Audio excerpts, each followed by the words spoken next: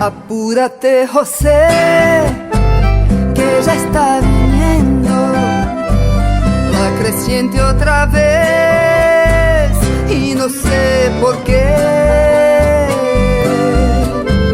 esta vuelta a las aguas me da más miedo.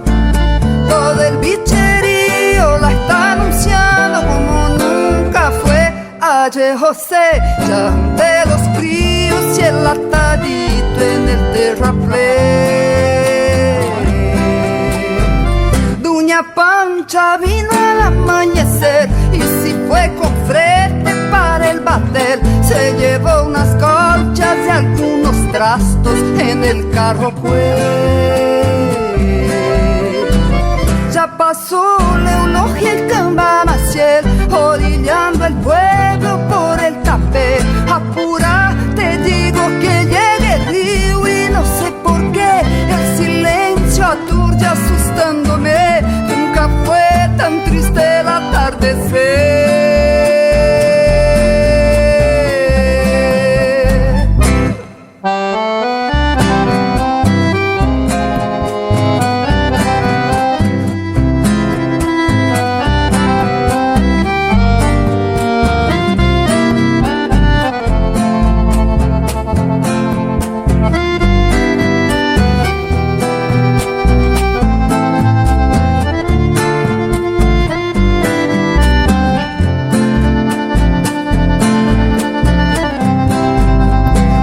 ¿Te acuerdas la otra vez?